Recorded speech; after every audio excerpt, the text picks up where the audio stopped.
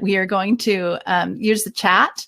You can add your questions there or comments, and then we'll leave ample time at the end.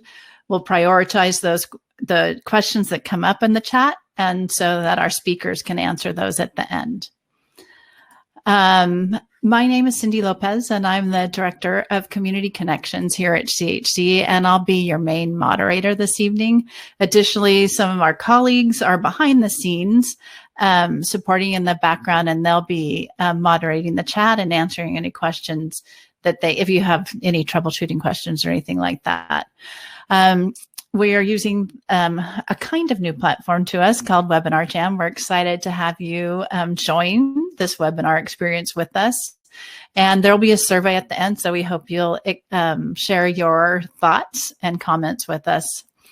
Again, please chat if you have a comment or a response or a question, and we'll make sure to save time at the end. We have about 30 minutes at the end for that Q&A. So before we actually get started this evening, I'd just like to share a little bit about CHC. So CHC has been here on the peninsula for almost 70 years. And with all of COVID-19 and everything else that's been impacting us, mental health is really more important than ever before. So if you're concerned about your child or family, please reach out to us. We have all kinds of services to help you. Our teletherapy services are available through Zoom and phone, and they're both safe and effective. So we also provide 30-minute consultations with a psychologist. If you just need to talk to somebody and figure out what next steps might look like. And you can get all the contact information, chconline.org. So as we said, CHC is now delivering services for kids, teens, and young adults via teletherapy, and that actually includes speech and language therapy and occupational therapy. We also provide lots of free community education programs, just like this one, virtual parent support groups, and free content in our curated online resource library.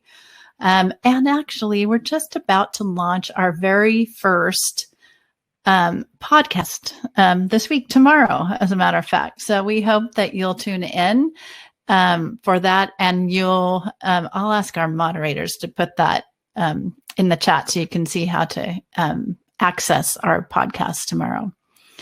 So we at CHC, you can see, we thoughtfully, personally, collaboratively provide services for children's, teens, and young adults and their families. And we specialize, as you can see, ADHD, learning differences, anxiety and depression, and autism. And we're particularly attuned to that intersection of mental health, learning differences, and attention challenges, and how those kind of all play off each other.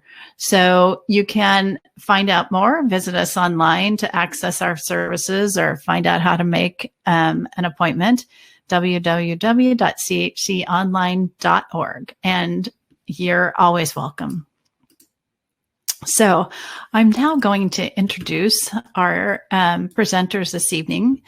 It's Dr. Patty Crisostomo, and she's a clinical program manager and licensed psychologist here at CHC, and Cara Di Clemente, who's a doctoral psychology intern at CHC. So we really appreciate them taking the time to speak with us this evening, and I'll let them take it from here. Thanks so much, Cindy. I'm Dr. Patty Crisostomo. It's so great to be with you all this evening. And specifically, we wanted to first thank our Community Connections team for getting the logistics of the webinar together for us this evening.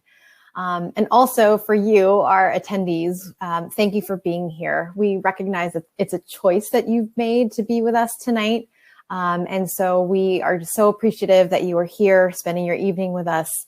And thinking about mental health and wellness. It is so critical to focus on this topic, especially during these times. So thanks for joining us today.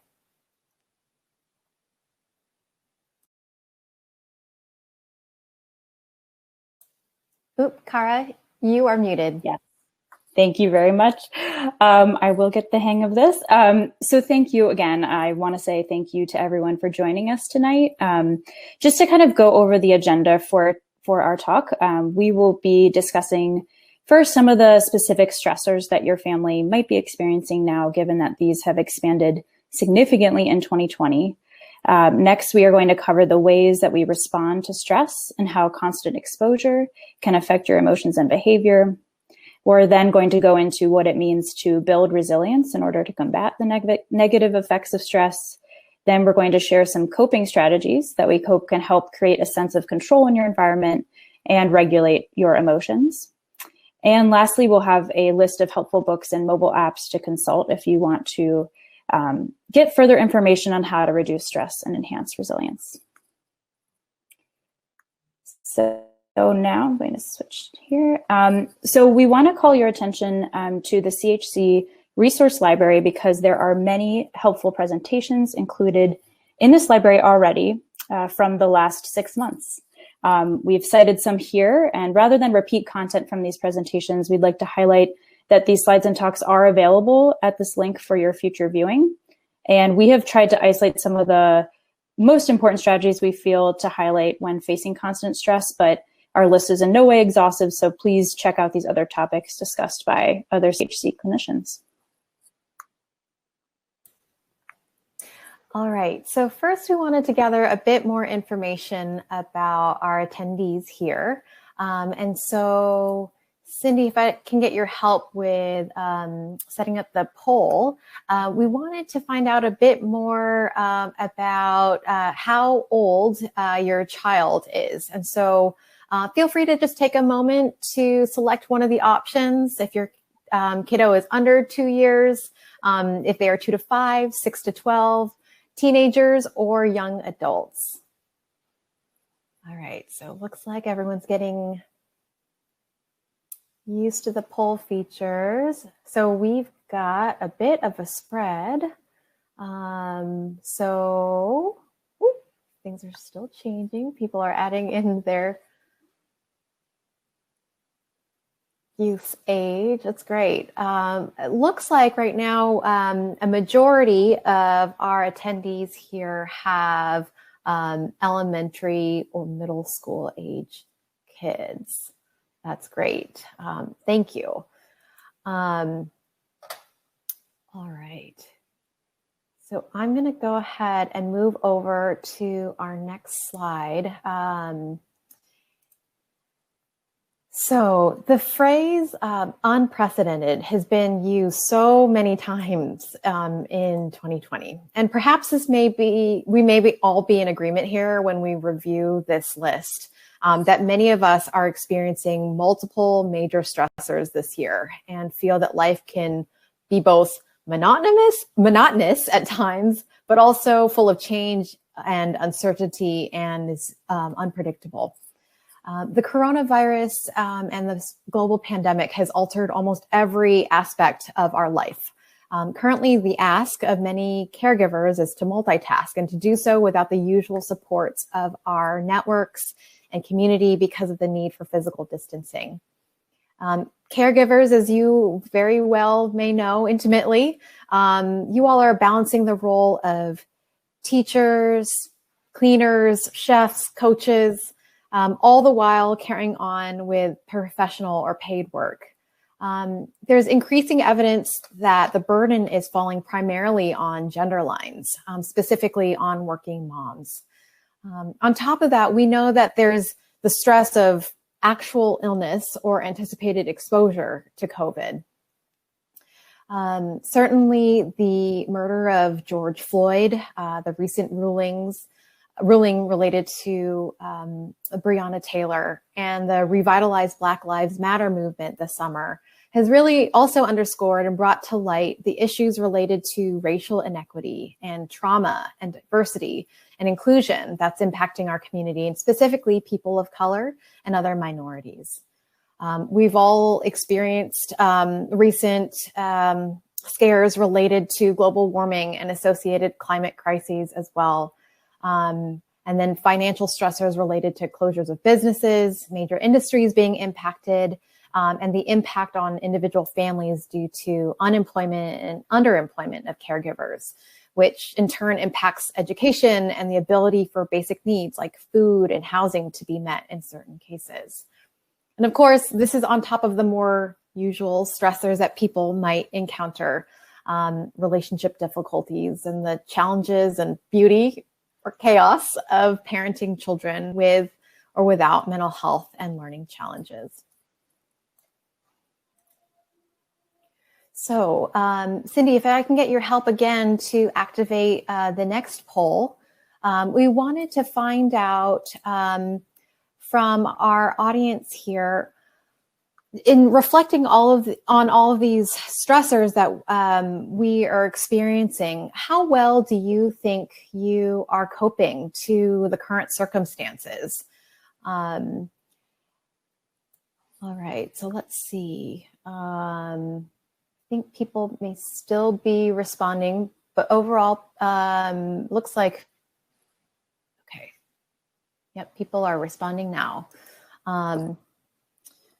While you all are using the poll, one of the things that we know is that from our clinical work and research is that there's a reciprocal nature of parent-child well-being and youth mental health, and that to effectively support our kids and our teens during this time, it's also really important for caregivers to support themselves. That analogy comes to mind that I suppose many of you have heard before, that effectively caring for others, in order to do so, we have to put the oxygen mask on ourselves first before we can help someone else and put their oxygen mask on. Okay, so let me see the poll now. So it looks like there's a bit of a spread. So about 40% of folks are saying that they are coping well. Another 40% or so are indicating that they're coping okay. And then about 20% have said that they're coping not very well. Completely understandable. You'll hear Kara and me reference this idea across our presentation tonight. And perhaps this is something that you might already know conceptually, but you might feel validated by a reminder. Given the circumstances, perfection in parenting or the expectation for perfection in our children's behavior is really not the goal here. There's this idea of good enough parenting. And this is an idea first developed by D.W. Winnicott, who's a pediatrician and child psychotherapist. And the idea of good enough parenting is that responding to a child, to an infant, responsively and sensitively over time will help the child develop a sense of understanding that the world is safe, that caregivers are dependable, and that their needs will be met. And it's found that children actually really benefit from imperfect parenting. And of course, we're not talking about more significant failures or lapses like abuse or neglect, but what we're referring to is the just sheer reality and fact that as caregivers, we cannot sustain a level of 100% time focused attention or ideal parenting for our children. One, it's not practical. And two, it allows an opportunity for our kids to learn to tolerate frustration and disappointment and develop independence and resilience.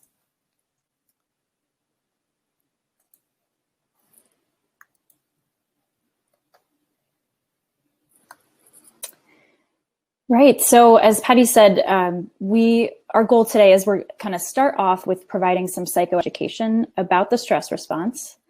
And to do so, we want to start off with a tangible coping strategy that you can use anytime you feel a strong reaction to stress. So grounding techniques can help us control our emotions by turning our attention away from negative thoughts, memories, or worries, and refocus ourselves on the present moment. So today we're going to practice the 5-4-3-2-1 technique. And to do so, you will purposefully take in the details of your surroundings using each of your senses. We're going to strive to notice the small details that your mind would usually tune out, such as distant sounds or the texture of an ordinary object. And so as I lead you through this activity, please feel free to look away from the screen and turn your attention to another vantage point in the room if it feels comfortable. And you will hear a bell ring before and after this exercise starts.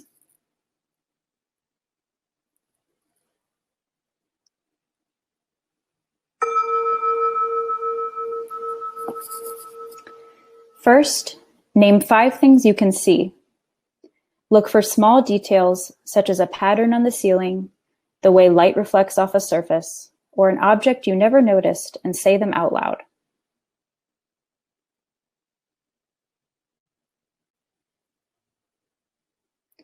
Next, name 4 things you can feel. Notice the sensation of clothing on your body, your feet warm in your socks, the sun on your skin, or the feeling of the chair you are sitting in. Pick up an object and examine its weight, texture, and other physical qualities.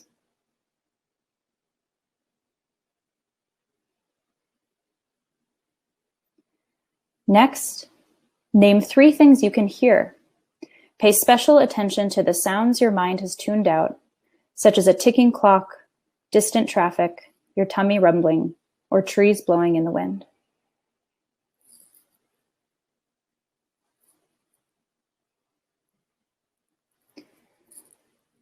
Next, name 2 things that you can smell.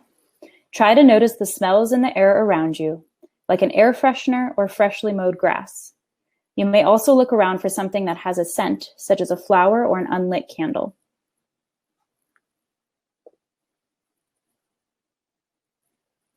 And lastly, name 1 thing that you can taste.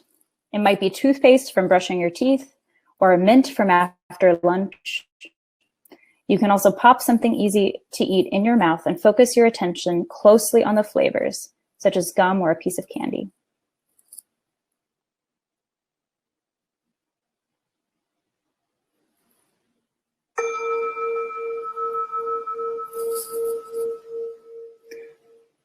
All right, so now that we are all feeling very grounded, I know I am, we would like to talk about how stress affects our body.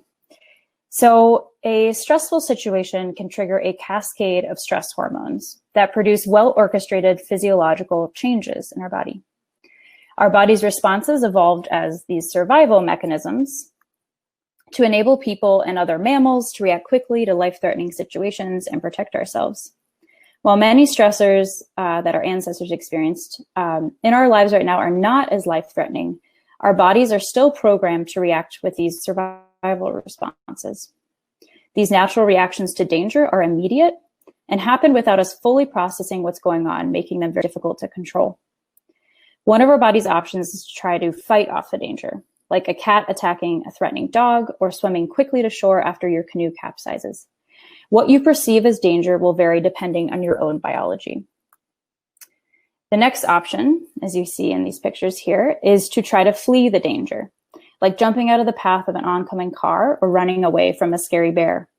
Some people might have systems that are more likely to respond by fleeing instead of confronting the danger.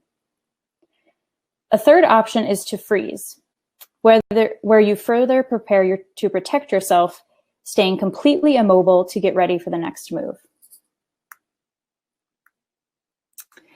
And what we're talking about here with the fight, flight, or freeze response is the sympathetic nervous system.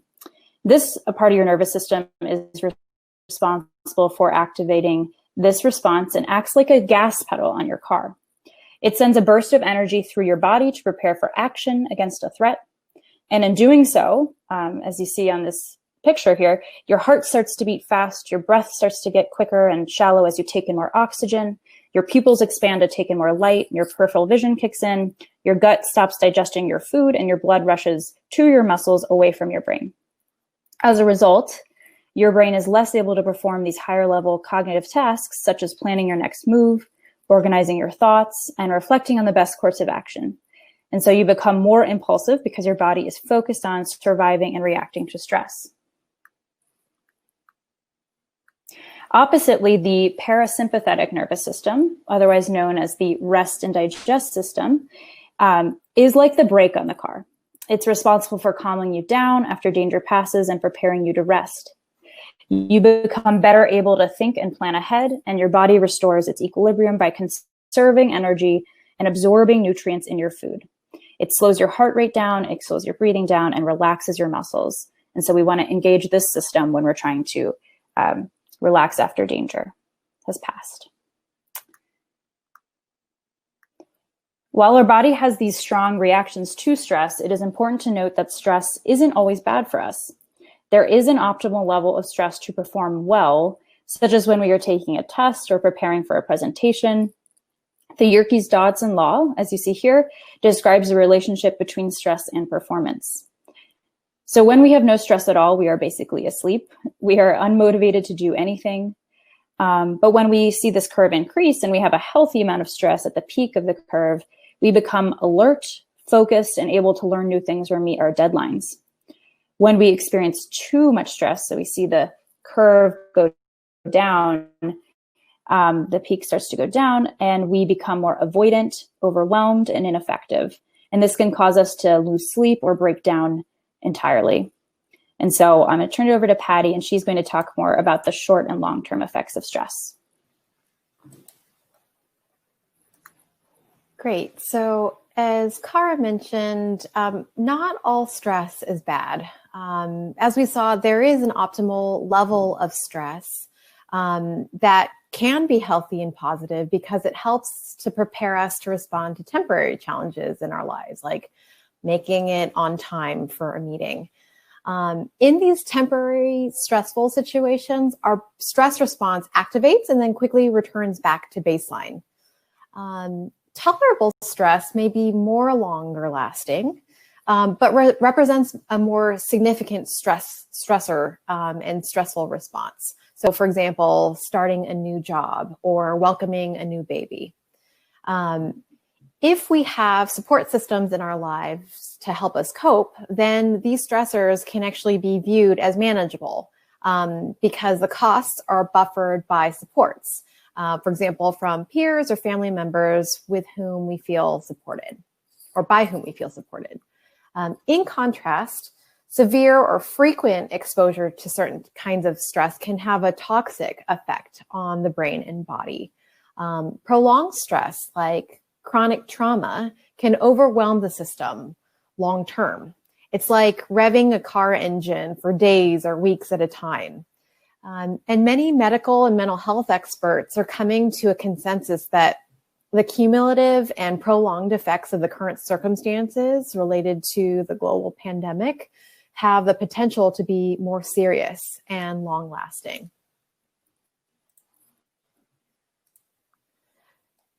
We know from research that chronic stress can begin to change your brain size, the structure, and how your brain actually functions.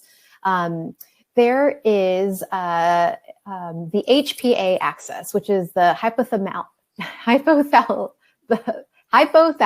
pituitary adrenal axis, which is a series of interactions between the glands in our brain and our kidneys.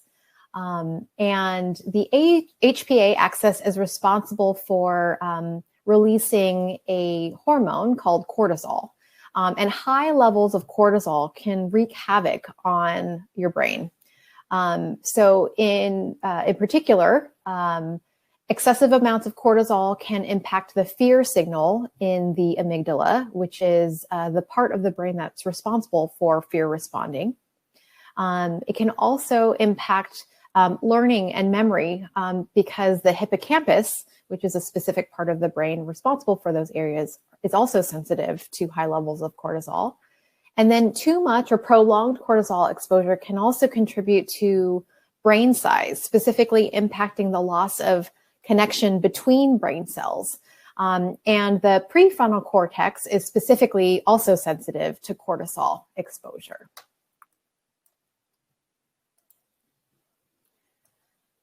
All right, so Chronic stress can impact the whole body, from digestion to cognition, immune functioning, and cardiac health. And specifically, when we think about mental health, toxic stress exposure in children and youth can make it really difficult for kids to learn new information and consolidate learning, and can contribute to the risk of development of mental health difficulties such as depression or anxiety or post-traumatic stress disorder, and has even been connected to the development of Alzheimer's disease in later adulthood. We also know that repeated stress or trauma can cause the brain to become more vigilant or even hypervigilant and react and overreact to even non-threatening or neutral situations. Here, we have listed some symptoms that both parents and youth can experience. The specific symptoms of stress that one might experience, though, are more unique, kind of based on the developmental stage of each individual. So while we have talked about some of the short and long-term health effects, I also wanted to reassure you all, it's not all bad news. We know that the impact of stress can be buffered by our environment. And by environment, we're talking about our social environment, like our peers, our family members, the schools that we go to, and our teachers who we interact with, but also our physical environment, both at the macro and individual level. So for example, exercise and meditation is a hugely powerful buffer, and both are very well researched, and show that in engaging in these activities, we can actually begin to reverse some of the effects of stress on the body. So yes, as Patty mentioned, there are thankfully many ways we can reduce the negative effects of stress on our mind and bodies. And this field is broadly labeled as the study of resilience. So resilience, as some of you may know, is defined as the process of adapting well in the face of adversity, trauma, tragedy, threats, or significant sources of stress. And as much as resilience involves bouncing back from difficult experiences, it can also involve profound personal growth. While stressful events, as we discussed earlier, can be very painful, they do not have to determine the outcome of our lives. And we can experience growth when we make it through these challenges and come away feeling more confident, empowered, and aware of our strengths. I like to think of the process of building resilience like preparing for a rafting trip. You know there are going to be many unavoidable rapids and turns along the way, so you bring tools to safely cross the rough waters and handle unexpected challenges, such as a trusted friend, an extra life jacket, or a stronger raft. And the specific tools that we use for resilience can be thought of as bank account deposits. You want to keep your account full of useful coping strategies that promote strong mental and physical health so that we don't go broke when we encounter a lot of stress. The size of your starting bank account balance is unique and based on your genes, your personality, your privilege, and your life experiences. And everyone has a different number of protective factors that we've listed here that can change how reactive we are to the world. These factors can that we have listed here help contribute to resilience, such as having a supportive family and community, having a positive outlook on your future or your own self-worth, and being able to regulate your emotions. Some people may have life circumstances that make us more susceptible to stress, but are unavoidable, such as having a family history of health problems or encounters with discrimination. And while we can't change, sadly, the size of our starting bank account, we can add coping strategies to increase that balance over time. We also know there's a big literature done by Masson and Barnes, and Ann Masson is a leading expert on resilience. We know that resilience is renewable. While we have the capacity to keep going, even when our bandwidth is low, this is a temporary effect. When we are depleted, we need to step back and restore our funds.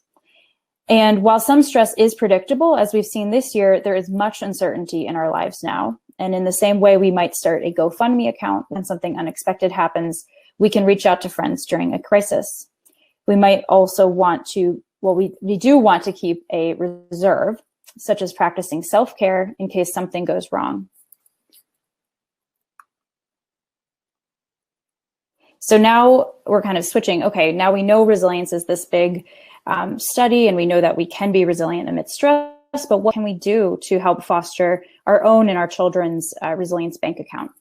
And so the C's are these 6 different characteristics that enable adolescents in particular to lead productive and healthy lives and contribute to the world. Based on substantial research done by Lerner and Lerner, Bowers, and other colleagues, these characteristics we know are important to start developing by 5th grade and have been associated with fewer mood and behavioral problems. As a parent, you can ask yourself several different questions to gauge your child's resilience bank account. First, you can ask them, how can I help my child learn from their mistakes and feel comfortable and competent in handling difficult situations?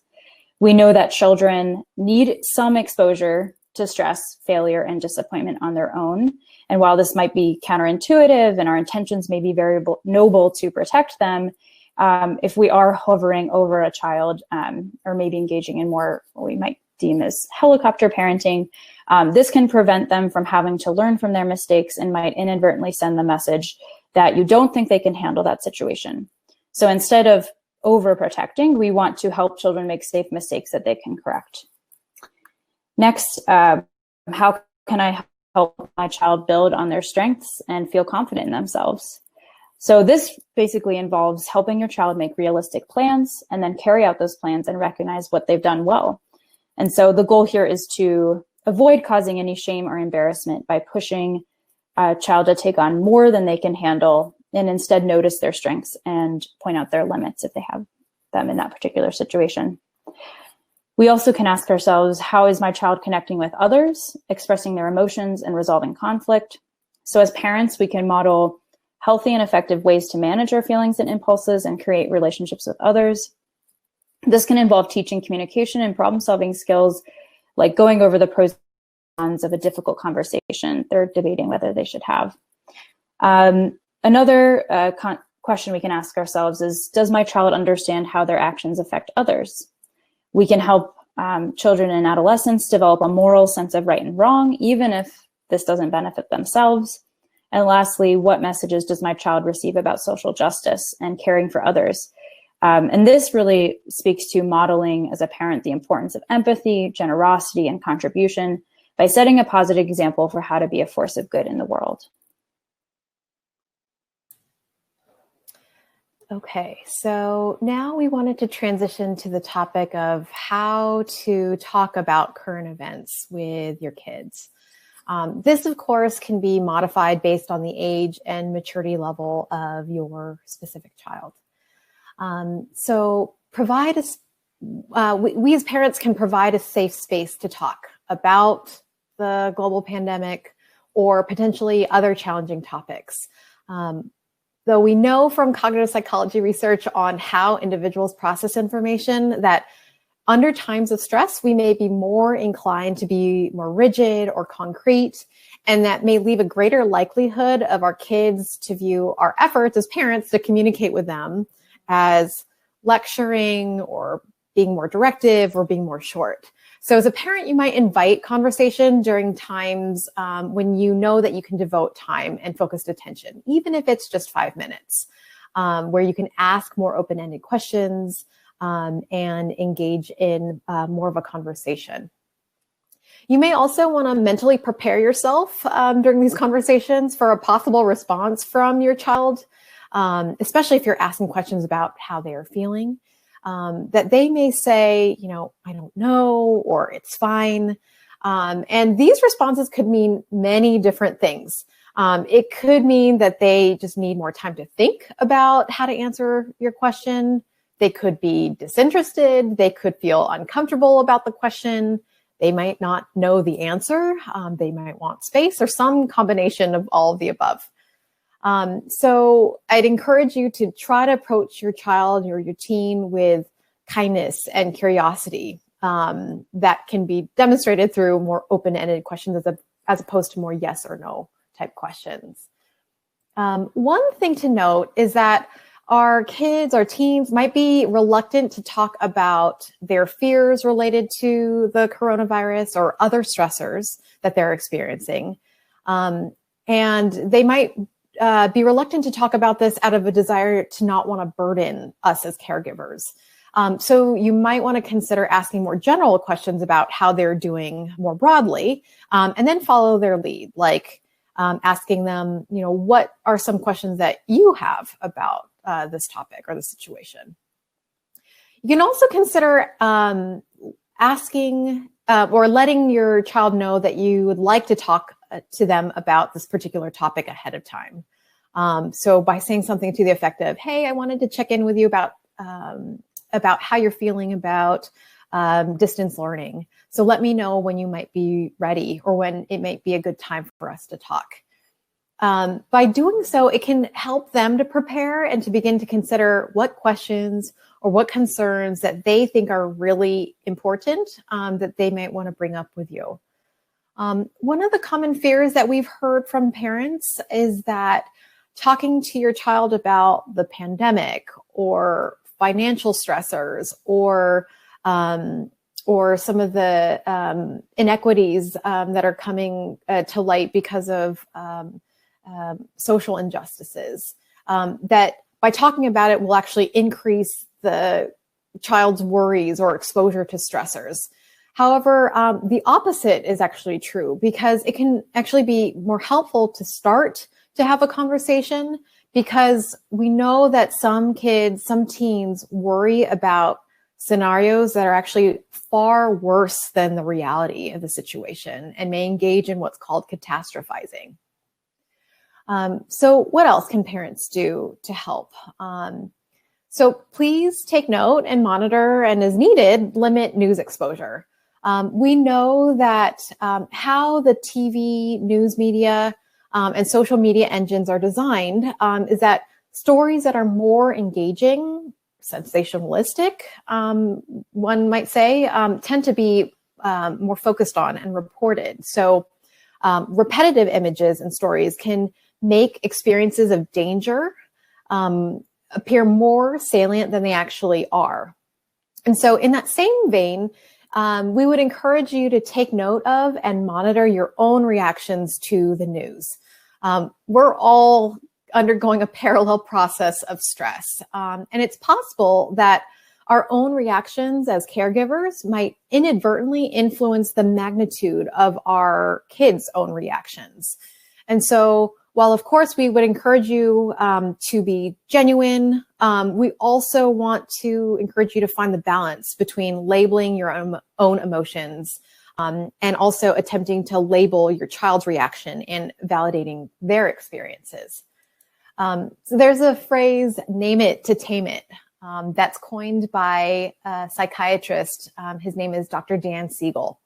And the idea behind this is that when you're in a really stressful or emotional situation, your limbic system, the stress system responsible in your body, will start to pump these stress hormones, the cortisol, into your body. And this will engage that fight or flight mechanism that Kara talked about earlier.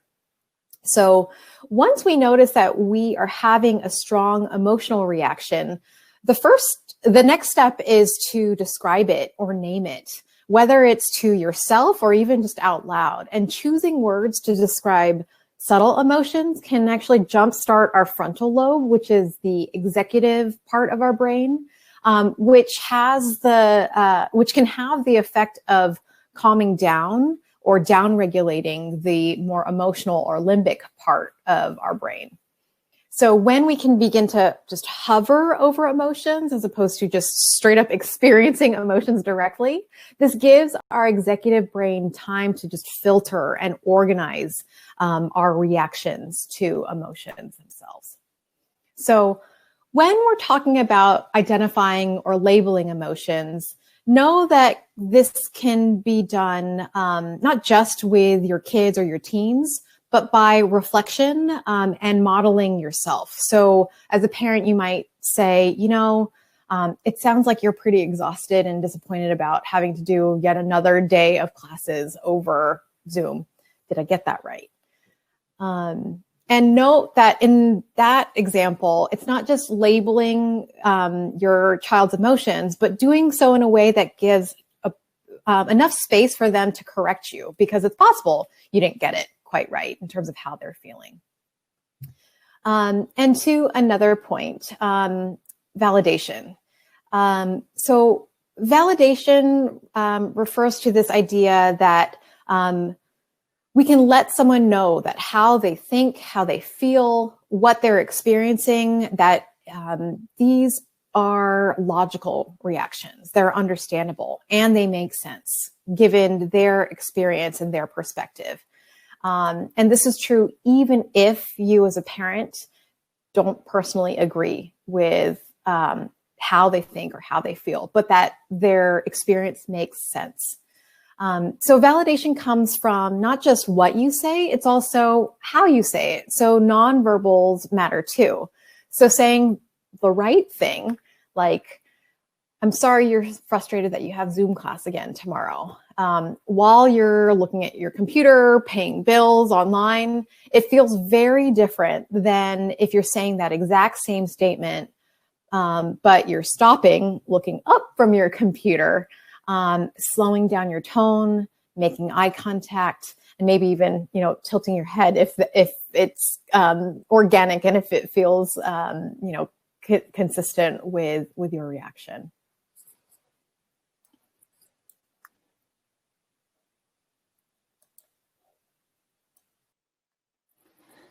Yes, so to kind of continue discussing how do we cope with these events that have been coming up, especially this year. And as we mentioned before, experiences with social injustice, inequality can really deplete our bank accounts and result in, well, we're now knowing more about the disparities between racial and social groups.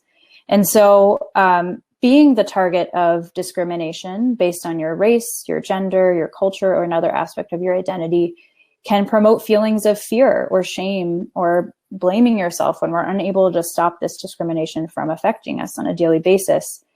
And so while these experiences can make us constantly on alert for mistreatment or being more mistrustful of others, it can also make it very difficult to identify those safe sources of support that we can go to. And so we want to bring up in this presentation that the American Psychological Association has identified several ways to cope with racial stress, including some of these are listed here: seeking out spiritual guidance and community support, embracing traditions that are meaningful to your identity, writing about your emotions, and noticing when it might be too overwhelming to handle just on your own. And while, given the fact that children are in the process of forming their own identities while they're experiencing these injustices, we can help them feel affirmed and worthy despite the negative messages that they may receive from society. This could mean having several conversations about racism and other isms and how to resist them throughout their lives. And while it is really important to acknowledge the unfairness of reality that people can be treated differently based on their background or based on their skin color, it's also important to share messages with your children about the possibility of change and that there is a community of allies who do not treat people this way and are working together to make things better. And lastly, in this point, we know that actions do speak louder than words. And so parents with privilege can interrupt the cycle of injustice by having these open conversations and modeling how to be an ally. We know that donating our time and money can also activate the reward centers in our brain and promotes more positive feelings about the world. And so on that note, I'm going to transition back to Patty to talk more about other general coping strategies that we can use with the current circumstances. Great, thanks, Cara.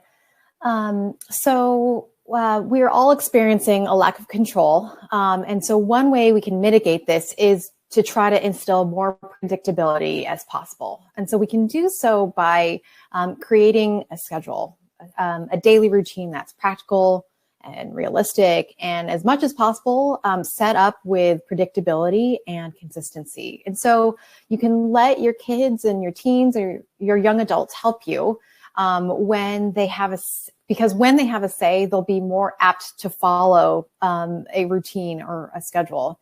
And so you can think about when putting the schedule together, how to include free time or time to just check in and have more open-ended conversation with your family members, exercise and time outside, and post the schedule in a shared place like a refrigerator or a shared online calendar.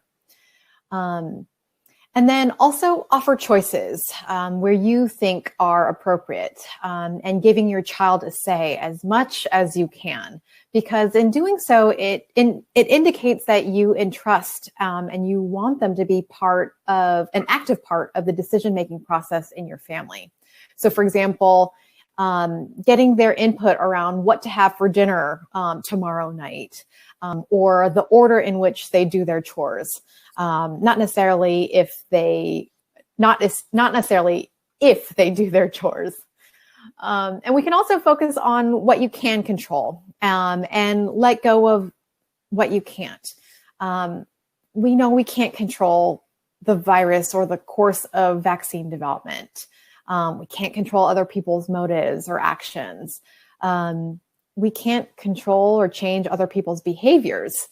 We can only increase the likelihood of the outcome that we'd like to see, or the likelihood of behavior change in another person by modifying our own behavior and the environment that we share to the degree that we can.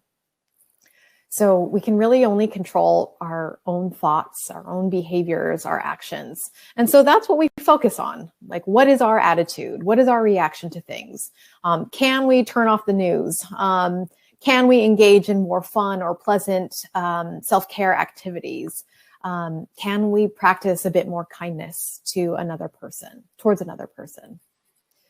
And then another strategy is to consider is acknowledging that, yes, while there are stressors that are really challenging right now, we are connected to a larger whole, and that there are actions that we can take. So for example, when we first started sheltering in place, it's the strategy that we use to connect because it's connected to this larger public health benefit. And it mitigates the risk for our members of our community who are more vulnerable to more lethal consequences of the coronavirus. And cognitively and emotionally, as our kids begin to approach adolescence, they're increasingly able to grasp more complex concepts because there's more specific areas of brain development and connections between certain brain areas, allowing them to become less concrete in their thinking and less egocentric. And so additionally, by emphasizing our individual role and its connection to this greater whole, it may help our kids to feel more connected to a larger global community. And so that might mitigate that feeling of helplessness, so what can I do?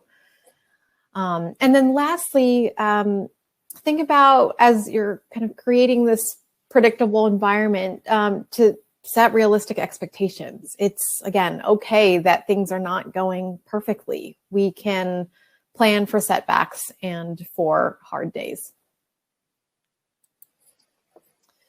All right. And then another way to cope with change and uncertainty is to reduce our vulnerability to negative emotions. And this graphic here outlines what are referred to as the please skills from dialectical behavior therapy.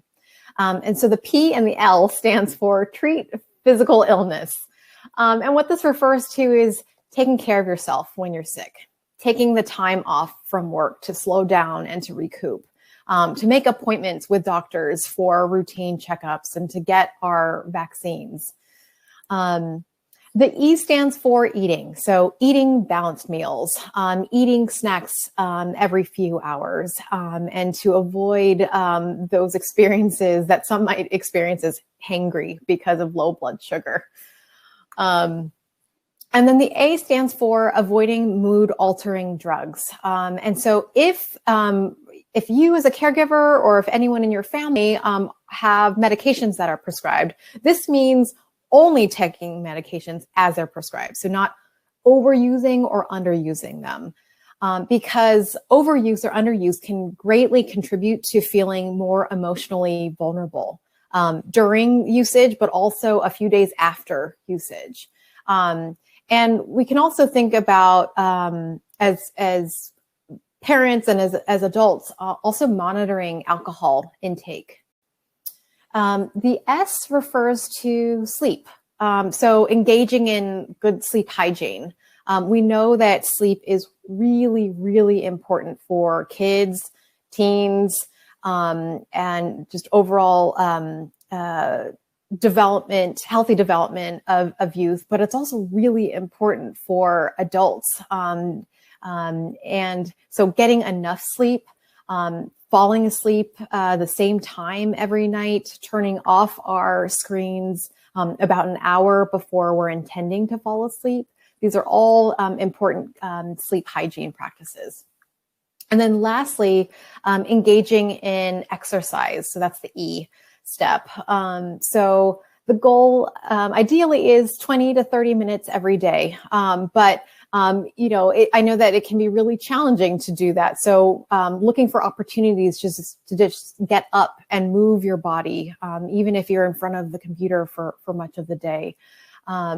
Looking for the opportunities to just move and stretch, because we know that exercise is associated with improvements in our mood, in cognition, and overall physical health, and a major mitigator for the impact of toxic stress. So I know that what I'm talking about is not rocket science. This is probably all something that you've heard, and at the same time, we also really want to acknowledge that it's really hard to implement this during times of prolonged stress. Parents know this, and yet it's still difficult to implement. And our teens and our kids probably know these skills too, to some extent as well. So in the spirit of helpful acronyms, we also want to present two that can be very useful in monitoring our initial response to stressful situations and allowing us to regulate our emotions. So the HALT acronym, as you see here, hungry, angry, lonely, tired, is an easy way to notice what our body is really telling us. I notice I feel uncomfortable, but am I truly feeling anxious? There are many other triggers like hunger, anger, loneliness, fatigue that can show similar physiological signs as anxiety. And if we identify what is causing our undesirable emotion and reaction, then we can find a solution that actually helps us improve our mood, such as finding a snack, a friend, or taking a nap. Similarly, the STOP method prevents us from being impulsive and acting on our fight or flight response, as I mentioned, when you are in a heightened state of stress, so that you don't do something you might regret later. So S stands for stop and freeze. You can visualize a stop sign like on the slide, which helps you remember not to react right away. T, take a step back. You can, in your mind or real life, do so and notice your breathing. Take deep breaths if you need to activate your parasympathetic nervous system. And once we take this step back, we are better able to regulate our emotions. O is for observe. You observe what others are doing and what you're thinking and feeling in the situation. Try to see the whole picture to figure out the best course of action. Ask yourself, does my emotion fit the facts? For example, am I right to feel really angry right now, or is my emotion too big for that situation? You proceed mindfully, is the P, by reflecting the outcome you want to get from the situation. How do you want to feel about yourself tomorrow? What's the best next step? If I'm feeling really sad, I would try not to isolate myself and maybe locate a friend right away that I can talk to. Or if I'm really mad, I might try to see the situation from the other person's perspective, and then rather than attacking them, which would reduce that anger that I'm having. And so another strategy that does not have an acronym, but is also very, very helpful, dialectical behavior therapy, is radical acceptance. This helps us tolerate distress. And often when we are faced with painful change, loss, and uncertainty, we try to reject the reality of comfort. And so essentially this denial of what is happening to us can show up in the form of rumination, procrastination, which I am definitely guilty of doing a lot, avoidance, or having a lot of arguments. For example, if we're going through a really tough breakup, we might fixate on the things we miss about that person, try to win them back, or distract ourselves from our pain. The issue with this approach, while it is very natural and common, is that pain and denial combined create more suffering. While we might get some relief or satisfaction from pretending that it's not happening or blaming others for our pain, this is really only temporary. In reality, we are prolonging our suffering because we cannot get over the fact that it happened, therefore preventing ourselves from heading in a more effective direction, like finding a new partner after breakup. The skill of radical acceptance cannot take away our pain, and we don't want to diminish, the validity of that pain, but it can help us reduce our suffering by taking out all the noise and anguish that comes from fighting the truth. Radical acceptance means fully accepting reality as it is. It doesn't mean we shouldn't do anything about the breakup or should agree with it or like that the breakup happened, but it just means acknowledging the facts of the situation and finding peace to move forward so that it doesn't further destroy us. In order to practice this, as you see on the left, we can take steps to think critically about an event and make a plan to address it. For example, distance learning is part of the reality right now. So if you or your kids are fighting the process of getting on Zoom or Google Classroom every day, this will make it more painful. And so in your practice, you can start off with an event that you're having trouble accepting or ruminating over, and write down the causes of that event. Try to be as objective as possible and refrain from judging yourself or the situation. Saying virtual learning is terrible or I'm stupid because I can't do this would be judgments that we'd want to refrain from using. Like I said, the goal is not to downplay or trivialize the pain, but help accept a realistic picture of the issue. Next, you want to work on accepting the emotions. So be curious and observe what you feel in your body. You might notice that you have sweaty palms, your heart is beating fast, or you're starting to cry. We want to fully accept and remind ourselves that this is what we're feeling, and unfortunately, we can't change what's already happened. Lastly, we think of a proactive plan. What small steps can you take to make your situation better? This won't remove the pain, but makes it easier to move forward by focusing on the positives or the silver lining so that the truth is less painful, and take steps to stop the problems from growing worse. This could mean embracing virtual learning by creating space in the home that feels like school, telling ourselves that it's only temporary, or engaging our teacher for more help. We can also use coping statements that are listed here that remind us that by accepting the reality as it is, we can free ourselves from our suffering and judgmental thinking. One tactic I know of is to state out loud your situation over and over again. I just broke up with my boyfriend. I just broke up with my boyfriend. I just broke up with my boyfriend, so that you become desensitized to the idea and lose its meaning. You could also pick one of these statements like, the present moment is the only one I have control over, or remind yourself that although my emotions are uncomfortable, I will get through it, and fighting them only gives them fuel to thrive. And so while a lot of us probably already know about self-care, what you might not know is there are actually 9 different spheres of self-care activities that you can use to complement all the strategies we just talked about to manage stress. And so thinking of these activities can help spark your ideas, and it's really great to make a list with your kids ahead of time, so that way when you are in a big situation of stress, you can grab that list and go to it and use one of these activities that you have. This really depends. It can vary depending on who you are as an individual. So for example, Patty might love going on runs to distress, but I might prefer to watch a documentary on, she's shaking her head, but I might prefer to watch a documentary on Netflix. And so, we have these different preferences, but this also might change. If I'm feeling really restless that day and I want to use up some energy, I might go for a walk myself, and that might be the best thing for me. And so there's these unique types of self-care that I think we want to call your attention to, the ones you might not think of, like cleaning your kitchen, doing laundry, decluttering a small space. These are things we can get off of our to-do list that can actually feel really gratifying. You can also do really small activities that don't take a lot of time, like stretching, going outside for a breath of fresh air, coloring a mandala, grabbing a latte, sniffing a candle, or texting a friend. We also, there's some more traditional ones, like interacting with friends and family. We know that can distract us and help us feel connected and hopeful, and know that we're not alone. So connecting with other people is really important, and learning is actually a form of self-care. So by building up our cognitive reserve or thinking abilities, we're actually protecting ourselves from stress and depression. This might involve teaching ourselves a new skill, going on a virtual museum tour, or doing a puzzle. And lastly, we just want to note that many of us are working remotely now, and setting boundaries between work and home and budgeting have become even more difficult. But actually just figuring out what works for you in terms of those boundaries is a form of self-care too. And so we want to, practice that kindness and gratitude towards ourselves and use these strategies as we can to kind of figure out what are we able to accomplish. And we're not as productive these days, but we can use these self-care strategies to help us kind of relax and calm ourselves down. And now Patty is going to lead us in a mindfulness activity, which is also a form of self-care. All right, great. So I wanted to walk us through how to engage in deep breathing. And one of the reasons why I love teaching deep breathing is that we are always with our breath. As long as we are alive, we are breathing. Deep breathing is one of the best ways to help access our parasympathetic nervous system. So relaxing in engaging in not the fight or flight or freeze system, but the rest and digest system. With adults, one of the best ways to engage in deep breathing is called the 4-7-8 method.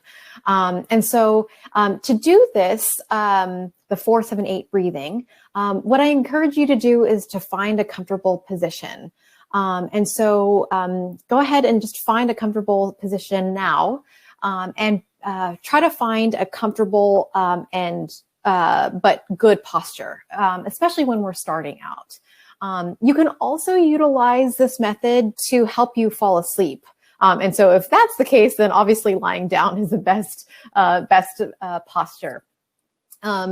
You can prepare for this practice by resting the tip of your tongue against the roof of your mouth, just right behind your top front teeth.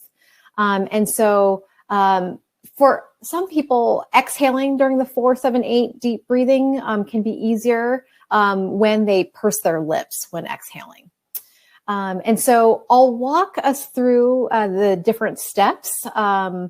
But I wanted to also just bring our attention to the fact that the following steps should be carried out in the cycle of one breath. First, go ahead and let your lips part and make a whooshing sound. So exhaling completely through your mouth. And then next, close your lips, inhaling silently through your nose as you count to 4 in your head. And then for 7 seconds, hold your breath. And then make another whooshing exhale from your mouth for 8 seconds. I know I just walked us through the steps, but we can go ahead and try that together. So we're going to inhale and hold it. 1, 2, 3, 4. And then for 7 seconds, we'll hold our breath and then make a whooshing exhale. Our exhale is intended for 8 seconds. And so notice this is a completely different way of breathing than the normal breathing that we might engage in when we're talking or exercising or just reading a book, right? It's intentional to engage in this kind of different deep breathing practice. When we practice this, notice that you might be noticing a different kind of sensation in your body. One sensation that we want to be careful of is the feeling of dizziness, because that may also indicate that we're not getting enough oxygen. So know that, like any other skill, when with relaxation or coping, it takes some practice. And so although we talked through the steps today, you might want to practice a few times.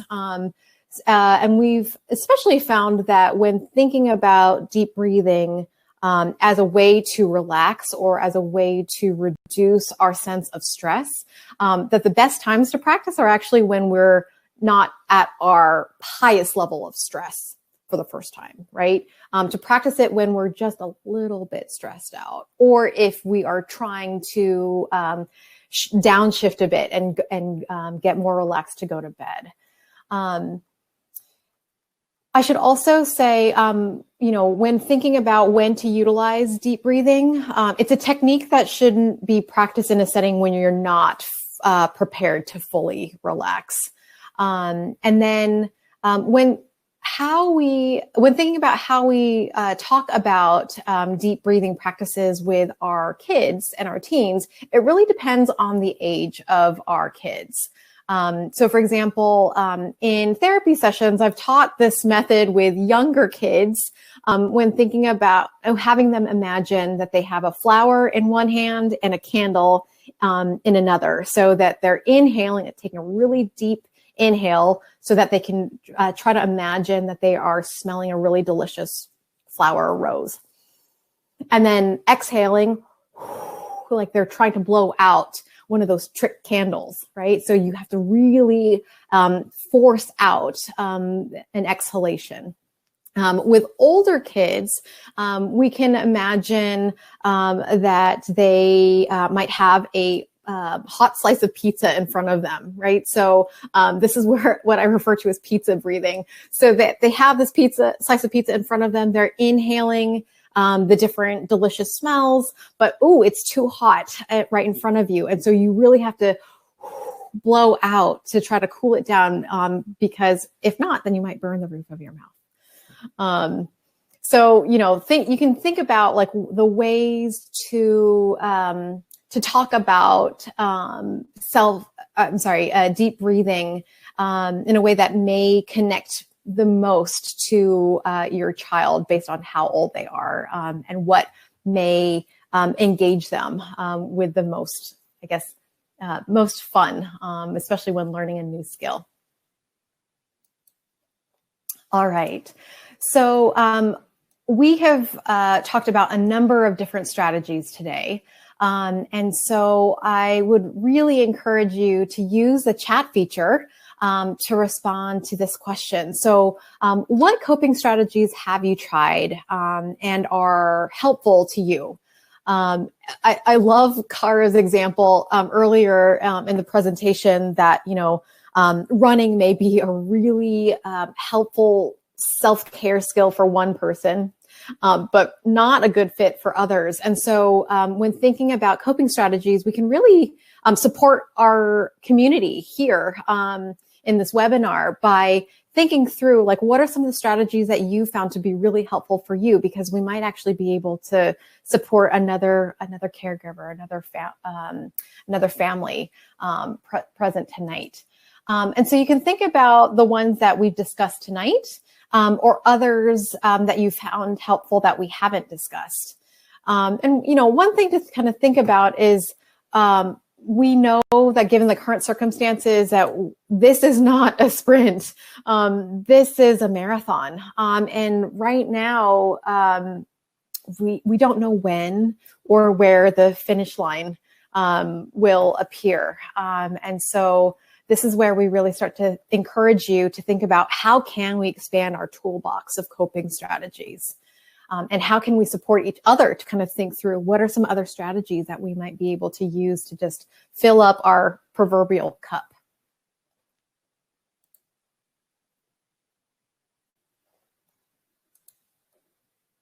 Oh, Kara, you are muted. Thank you so much for telling me that.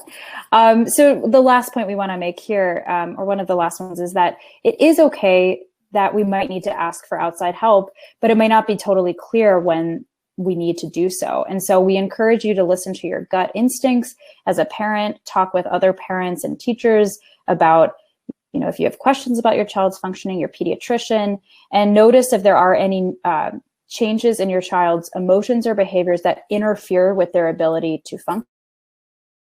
Like they're no longer sleeping or eating well, they're not completing schoolwork, they're not motivated to see their friends anymore. These might be signs, along with any safety issues, if they express a desire to harm themselves or others, that you might need to seek out additional help. So you can call the clinical services coordinator at CHC or a national helpline.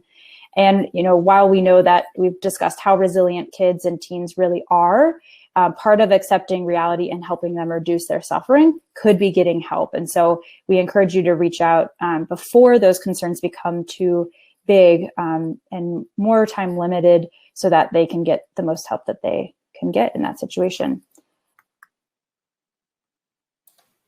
All right. And so in our last few moments together, we also wanted to draw your attention to some resources that are available. And so what we have here are a list of books and also screenshots of book covers. And these books are both for parents and for youth. And then on this next slide, we have other resources related to mindfulness and meditation apps and books. And just also wanted to reassure you, since I know that we're going kind of quickly through this resource slide, that these slides will become available on the Chc Resource Library, and you can press pause and kind of look through what specific resources are listed. All right. And so let me bring this back to Cindy. Yeah, thanks so much, Patty and Cara. That was great. I just wanted to highlight some of the things that the attendees said about the strategies that work well for them. So Claudia says meditation in the Kriya yoga tradition. I hope I'm pronouncing that right. Watch something humorous. That's great. A relaxing shower. Count steps as I walk. Count to 1 to 10 and start over again. Canceling my to-do list at the end of a long day and not feeling guilty for just being still. So there's some of those great strategies. I see that people have asked to share the book recommendation list again. We will put that up again as we finish the Q&A.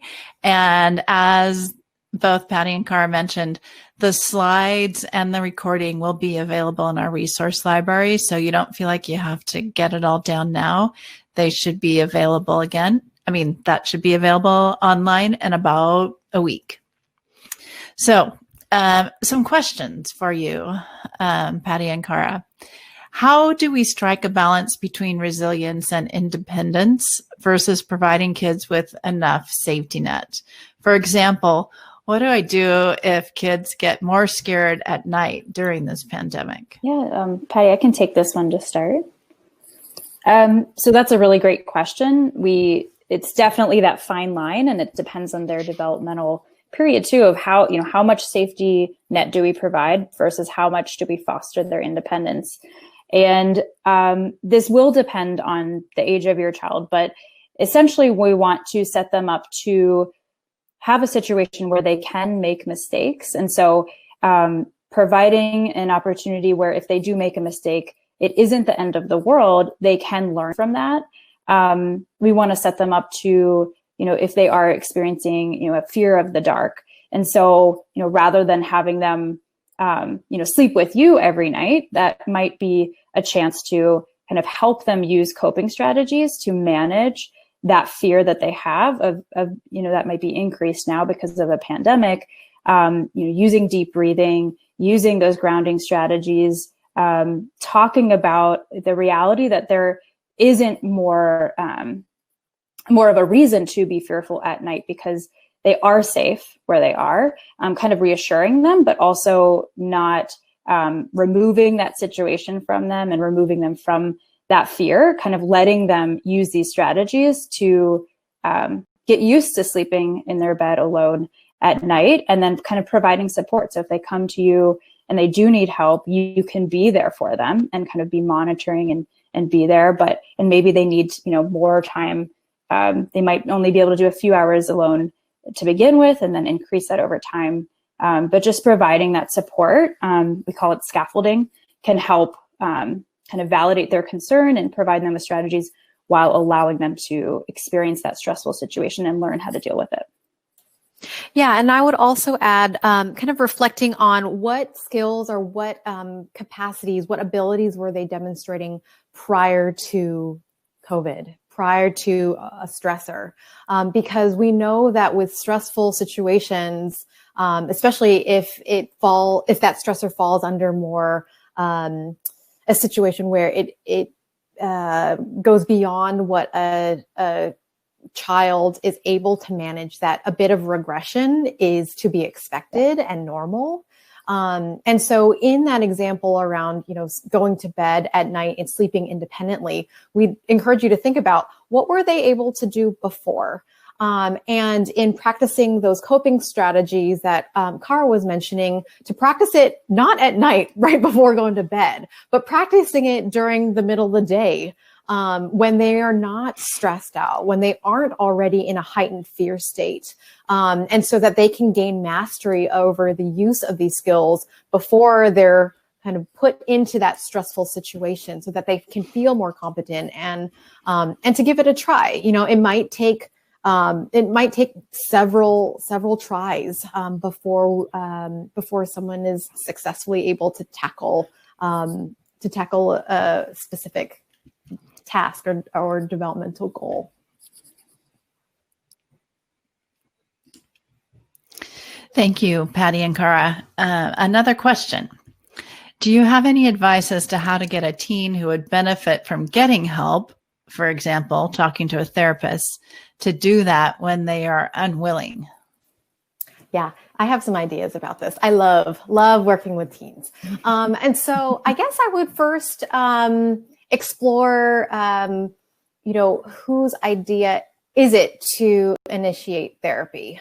Is it a parent, or is there some buy-in or some recognition from the teen about a need for help?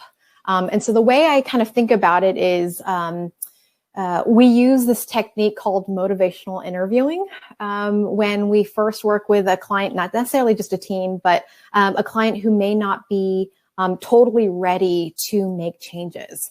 And so we might ask someone, for example, to rate from 1 to 10, like how satisfied or how ready are they to engage in a change, because change is hard and change can be scary.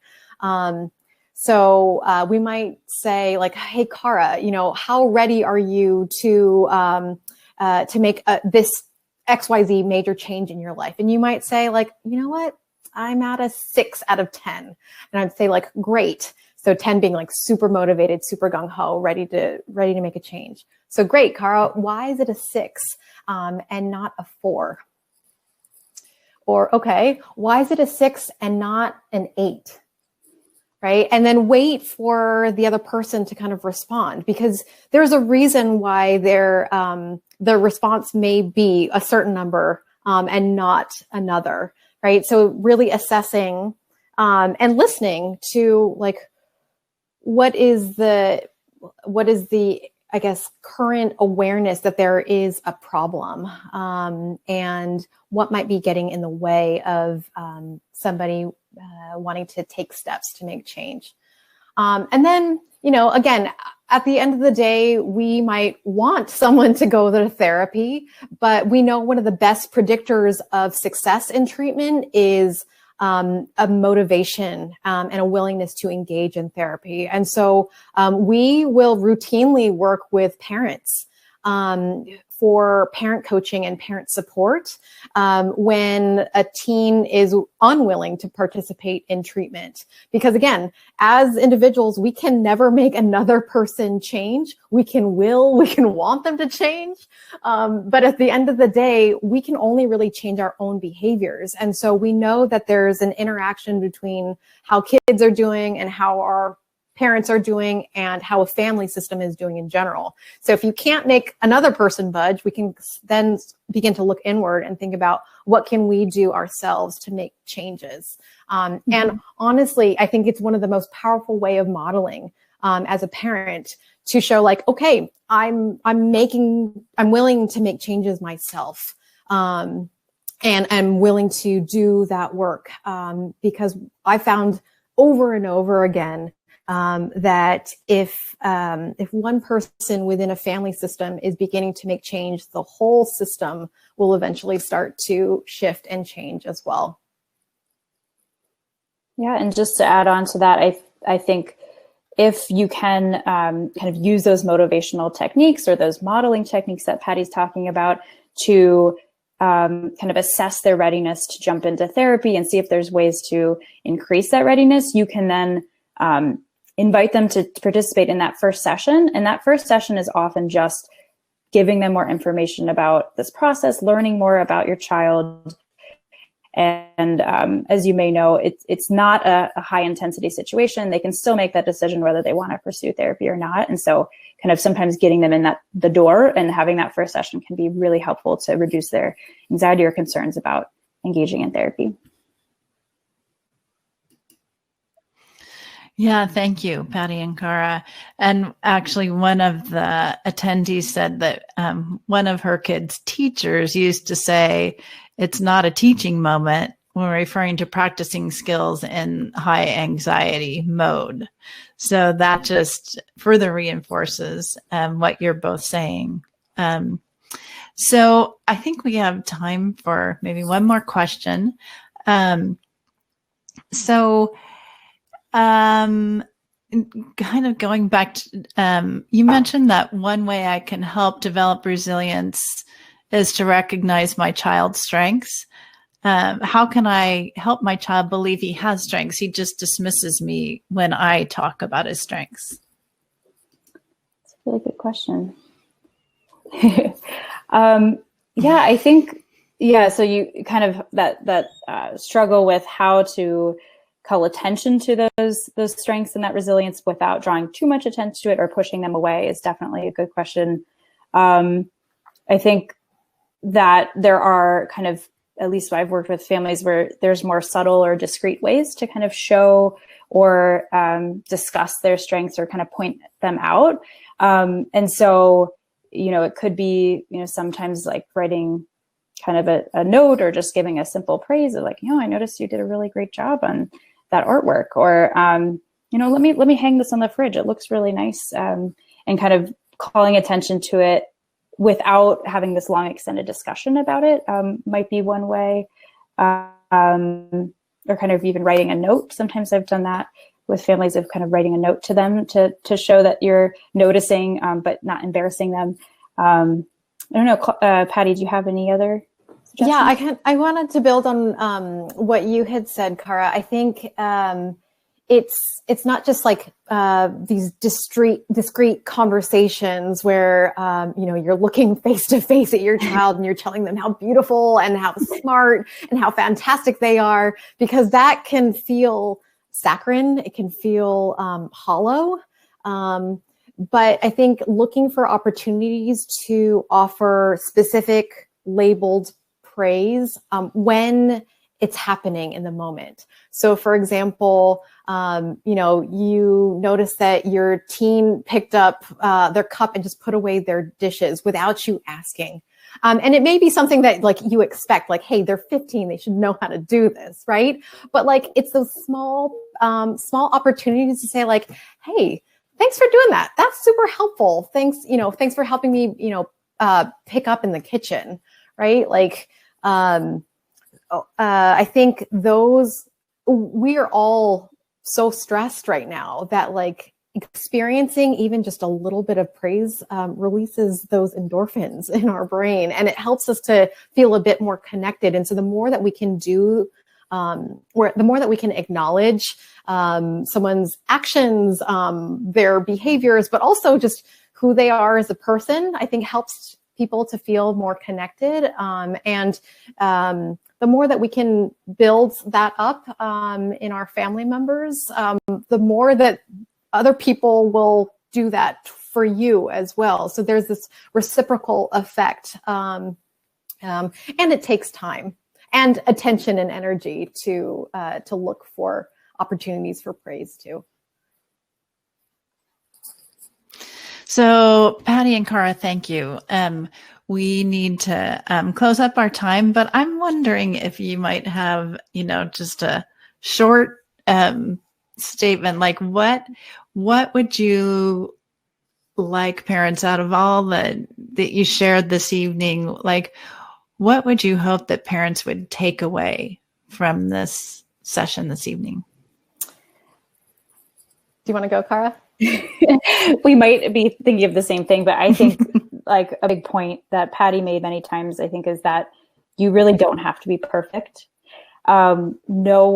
Perfection is like totally not expected amidst all of the stressors that we named. And I think that's a really big take home, and that you have a lot of options that you can use that we have here. But even if you don't get to use one and struggle to use that, that's okay. Perfection is not the goal. Yeah. And then to add to that, the phrase "you are enough" comes to mind, right? Like we're doing the best that we can. Of course, there's always room to be doing more, doing better, right? But I really do think that as long as we are showing up, that if we practice some kindness, that we are enough, right? I think, as Karen mentioned, there's this pressure, especially in our subculture in the Bay Area, to take on more, to do more, to perform, to the nth degree, right? And I think as much as we can offer ourselves some grace to make mistakes can go really a long way. Thank you. I appreciate those words too, and just giving yourself a little grace is good. So we have the resources slide up again, and there's also this slide with the book titles. Again, these slides will be available with the recording in our online resource library in about a week. You will also, there's a survey link in the chat. We'd love it if you would take a minute to respond to that. You'll also receive it in a follow-up email. So don't worry if you aren't able to do that right now. So thank you so much for spending your evening with us and investing your time with us. And we hope that if you need us, please reach out, chconline.org. Thanks so much. I'll leave this slide up for a couple more minutes and the chat open for a couple more minutes. Thank you.